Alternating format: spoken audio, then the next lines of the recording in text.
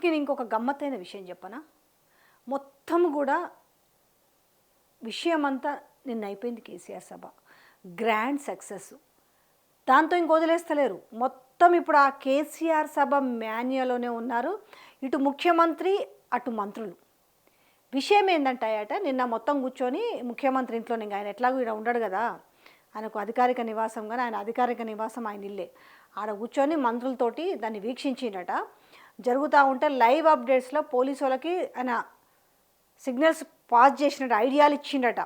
ఎట్లన్నా సరే జనాలు సభకు రాకుండా అడ్డుకోవాలనేసి ప్రయత్నం చేసిరట. ఆ అడ్డుకోంగా కూడా వచ్చిన జనాలే సభలో, కానీ ఇది సభలో ఉన్నవాళ్ళు, సభ బయట ఉన్న వాళ్ళ సంగతి వేరు. మళ్ళా ఇంత ఐడియాలు ఇచ్చి అడ్డుకోగా వచ్చిన జనాలే వీళ్ళు. అయితే ఈ సభను అడ్డుకోవడానికి ఏం ప్రయత్నం చేసిరట, ఐడియాలు ఇచ్చిరట. ఈ బస్సులు వస్తున్నాయి కదా, బస్సులు, కార్లు, సైకిళ్ళు, లేకపోతే నడకయాత్ర, ఇట్లా రకరకాల డిఫరెంట్ వాళ్ళు వస్తూ ఉన్నారు. మీరు అనవసరంగా ఆపలేరు. ఎట్లా ఆపాలంటే వీళ్ళని తీసుకుపోయి ఏది లారీలు అడ్డు పెట్టి ఆపండి అని చెప్పిరట. సో ఏమవుతుంది, లారీలు అడ్డు పెట్టడం వల్ల ట్రాఫిక్ జామ్ అయిపోతుంది కదా. సో కావాల్సుకొని కూడా ట్రాఫిక్ జామ్ చేసిరట. ఎట్లా అన్ని ఎటు ఏరియాలు చూసుకున్నా ఎలకతుర్తికి రావడానికి మొత్తం ఇరువైపులా మొత్తం లారీలు అడ్డు పెట్టేసి ట్రాఫిక్ జామ్ చేసిరు. ఆ విషయంలో మాత్రం సక్సెస్ అయ్యారు. కానీ ఎంత సక్సెస్ అయినా కూడా ఇంత జనాలు కూడా రానైతే వచ్చారు కదా.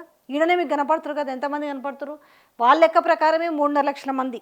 ఏది వాళ్ళకున్న ఇంటెలిజెన్స్ రిపోర్ట్ అని చెప్తారు. అయితే వాళ్ళు డబ్బులు ఇచ్చి ఉండొచ్చు, కానీ వీళ్ళు బయటకు అట్లా చెప్పారు కదా, ప్రాణం ఒప్పుకోదు కదా. సో లక్షల మంది ఇక్కడ కనపడుతున్నారు.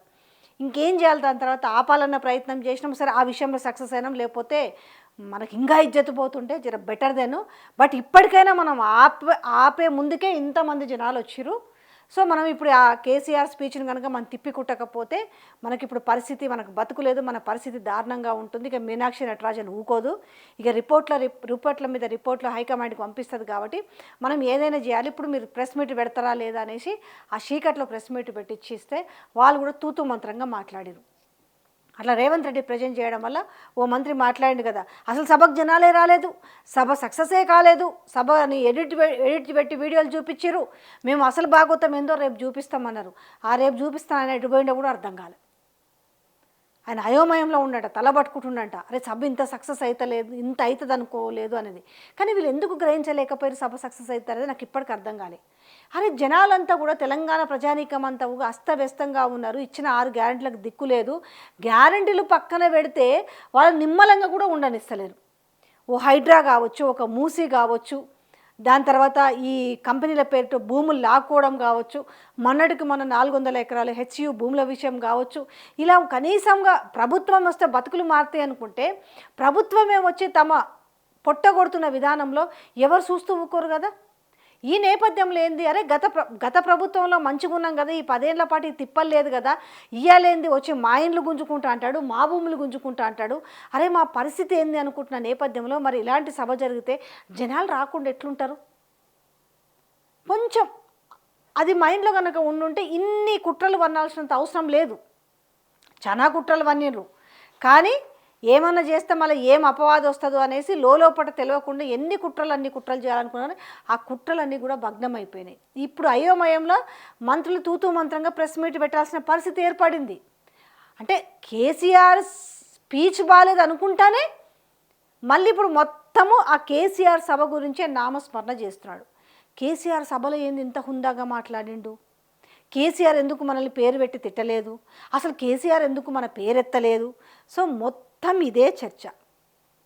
ఇక హుటాహుటిన మావోయిస్టుల మీద చర్చల పేరు మీద జానారెడ్డి ఇంటికి పోయినామని చెప్తారు. కానీ ఏం చేయాలి? ఇంతమంది సభకు వచ్చిరు జనాలు. సభకు వచ్చిరంటే ఏదో తూతూ మంత్రంగా కాదు వచ్చింది. అంటే ఇవాళ కాంగ్రెస్ పార్టీ ప్రభుత్వ పాలనలాగా తూతూ మంత్రంగా కాదు, తమ గుండెల్లో నింపుకొని, అభిమానం గుండెల్లో నింపుకొని వచ్చారు. సభలో జోష్ కనపడుతుంది. మినిట్ టు మినిట్ ఇప్పటికీ 100 సార్లు రిపీట్ చేసుకొని మనం ఆ వీడియోలు చూస్తూ ఉన్నాం. సభకు వచ్చింది మనకు ఇంటెలిజెన్స్ రిపోర్ట్ కూడా చాలా పాజిటివ్గా వచ్చింది వాళ్ళ మీద. ఇప్పుడు ఏం చేయాలి? అసలు మనం 3 ఏళ్ళు ఉంటామా? మరి ఆయన అసలు పార్టీని మేము ఏం గెలకము అంటున్నాడు. మీ పార్టీని దింపాల్సిన అవసరం మాకు లేదంటున్నాడు. మేము ఇటు కిరికిరి పంచాయతీలు పెట్టమన్నాడు. ఎందుకన్నాడు ఆ మాట? దాని వెనక ఏమైనా పరమార్థం ఉంటుందో? నిజంగా చెప్పాలంటే ఆ పెద్ద ఆయన చాలా క్యాజువల్గానే మాట్లాడు. ఊక మీరు ఉలిక్కి పడకంటారు ఆయన, మేమెందుకు మిమ్మల్ని దింపుతాం, మిమ్మల్ని దింపాలనుకుంటే ప్రజలు ఉన్నారు అంటే ఇండైరెక్ట్గా చెప్పిన సమాధానం అది. మీరంటే ఏందో ప్రజలు ఎరకైతేనే కదా మా విలువ తెలుస్తుంది అనే చందంగా ఆయన మాట్లాడడం జరిగింది. కాదు కేసీఆర్ ఎందుకు ప్రభుత్వాన్ని దింపను అన్నాడంటే ఏదో ఉంది. కొంతమంది మేధావులు కూడా మాట్లాడుతున్నారు ఏదైనా చేస్తాడా అనేసి హుటాహుటిన పరిగెత్తి పోయి చర్చలు జరుపుతున్నారు. చర్చలు వేరే దాని పేరు మీద అని చెప్తున్నారు, కానీ చర్చలు మాత్రం ఈ సభ గురించి చర్చ. అంటే మనం అసలు ఎక్స్పెక్ట్ చేయలేదు. చాలా ప్రయత్నాలు చేసినాం, నేను చాలా ఐడియాలు ఇచ్చిన సభ సక్సెస్ కాకుండా ఉండడానికి, కానీ ఆయన సభ సక్సెస్ అయింది. నాకు ఏం చేయాలో అర్థమవుతలేదు, నాకు నిద్ర పడతలేదు అని ఇప్పటికే హైకమాండ్లో చూస్తేనే మీది ఇవాళ నాకు రాహుల్ గాంధీ తోటి ఎలాంటి సమస్య లేదు, రాహుల్ గాంధీ నన్ను చాలా ఇష్టపడుతున్నాడు, రాహుల్ గాంధీ నేను చాలా సన్నిహితంగా ఉన్నామని ఒక్క ఫోటో నిన్న పుష్పగుచ్చం ఇచ్చిన ఫోటోని నేను పెట్టుకొని ప్రచారం చేసుకోవాల్సిన అవసరం పరిస్థితి వచ్చింది.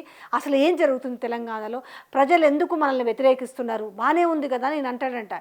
ఏం బాగుంది నాయన, మనం ఇచ్చిన హామీలు నెరవేర్చలేదు, ఇప్పటికైనా మన పద్ధతి మార్చుకోలేకపోతే మన పరిస్థితి చాలా ఘోరంగానే ఉంటుంది కాబట్టి అని గత ఆయన 2005లో జరుగుతున్న పరిణామాలు కొన్ని అన్నీ నెమరు వేసుకుంటూ చెప్పుకుంటూ వచ్చినట్టు. ఇట్లా కాదు నువ్వు పోవడము అన్నీ మనం అబద్ధాలు చెప్తా ఉన్నాము, కానీ అబద్ధాలు నమ్ముతున్నారు ప్రజలు అనుకున్నాం, కానీ ప్రజలు అబద్ధాలని నమ్ముతలేరు. ప్రజలకు వాస్తవాలు ఏంటో అర్థమైనవి. కేసీఆర్ సభ సక్సెస్ కాలేదనేసి మనం ఎంత చెప్పినా కూడా దాదాపుగా పరోక్షంగా ప్రత్యక్షంగా 30 లక్షల మందిని దాన్ని వీక్షించారు. మీన్స్ నేను చెప్పేది టెలివిజన్ల ప్రకారం కాదు, వీడియోల ప్రకారం కాదు, దారిన పోయే బస్సులు, తర్వాత బండ్లు, కార్లు, నడకలు, సైకిళ్ళు, తర్వాత ఎద్దుల బండ్లు, ఇట్లాంటివన్నీ చూసిరు కాబట్టి ఆల్మోస్ట్ 30 లక్షల మంది ఆల్మోస్ట్ లైవ్గానే వీక్షించారు కదా. ఎట్లా నమ్ముతారు? 4 కోట్ల ప్రజల్లో ఎట్లా మనం మనసును మారుస్తామో మన కాంగ్రెస్ కార్యకర్తలు మినహాయించి ఎవరు కూడా ఈరోజు నెగిటివ్గా మాట్లాడే పరిస్థితి లేదు. ఇంకొక విషయం ఏం చెప్పాలని చెప్తున్నట్టు కదా జానారెడ్డి గారు, కాంగ్రెస్ కార్యకర్తలు కూడా సభకు పోయినరా నాయన, ఇకనైనా మేల్కోనండి, ఇప్పటికైనా జరిగిన డ్యామేజ్ని సర్దిద్దుకుంది, ఊరికనే గ్రీన్ మ్యాట్లు, ఎడిటింగ్లు ఇట్లాంటివి తొందరపడి మాట జారకండి అనేసి సలహా ఇచ్చిండట. మరి ఇక నుంచి అయినా కూడా ఈ కేసీఆర్ సభ నామస్మరణ ఎన్ని రోజులు చేస్తారు, ఈ సభ గురించి ఇంకెన్నాళ్ళు చెడ్డగా మాట్లాడతారు, కానీ జనాలేమో చీదర కొడుతున్నారు. ఏం చేయాలో అర్థం కాక అయోమయ స్థితిలో ఈరోజు ఆయన మాట్లాడుతుండు కదా పీసీసీ ప్రెసిడెంట్. సభకు ఆడోళ్ళు రాలేదు. నా దగ్గర ఒక వీడియో ఉంది, సభలో ఎంచక్క ఆడోళ్ళు మంచిగా ఉత్సాహంతో డ్యాన్సులు చేస్తున్నారు. సభకు ఆడోళ్ళు లేరు, సభలో ఇదైంది, సభలో అదైందని చెప్పి, అరే సభే సక్సెస్ కాదన్నప్పుడు మళ్ళీ సభ గురించి ఇన్ని పీకి లాగి కోడిగుడ్డు మీద ఎంటికలు పీకినట్టుగా మళ్ళీ ఎందుకు ఇవి? సభ సక్సెస్ కాలేదన్నప్పుడు గామ్ గూకోవచ్చు కదా, అమ్మయ్య సక్సెస్ కాలేదు మేము హ్యాపీగా ఉన్నాం అనుకోవచ్చు కదా. లేదు, మనసున పడతలేదు, మనసులో ఉక్కబోస్తుంది, ఏం చేయాలో అర్థమవుతలేదు, ఎన్ని ఇనో ప్యాకెట్ తాగినా కూడా అది అయితలేదు. సో ఇది పరిస్థితి. సభ కోసం ఎన్ని కుట్రలు పన్నా, నేను గత వీడియోలో కూడా చెప్పిన, సభ సక్సెస్ అవుతుంది. సభ సక్సెస్ అవ్వడానికి రీజన్స్ ఏంటన్న విషయాన్ని కూడా మేము చెప్పిన.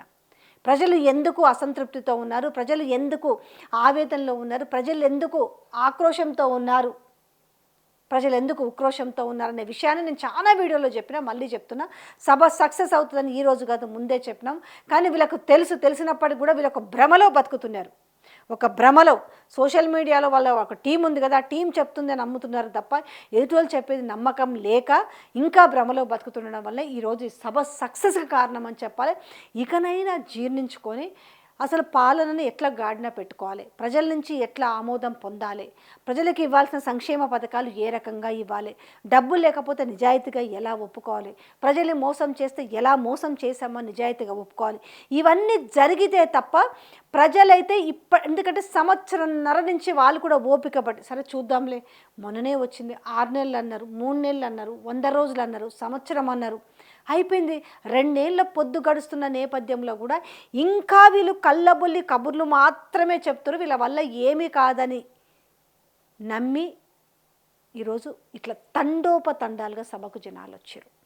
ఈ విషయాన్ని గ్రహించగలిగితే కొంచెం ఎప్పుడైనా కూడా డ్యామేజ్ని కంట్రోల్ చేసుకుంటూ ముందుకు పోయే అవకాశం ఉంటుంది. లేదు అని అంటే మాత్రం ఇంకా ఎప్పటికీ వాళ్ళ మాటలు ముందల పడవు, వ్యవస్థ బాగుపడదనే విషయం ప్రజలకు స్పష్టంగా అర్థమవుతుంది.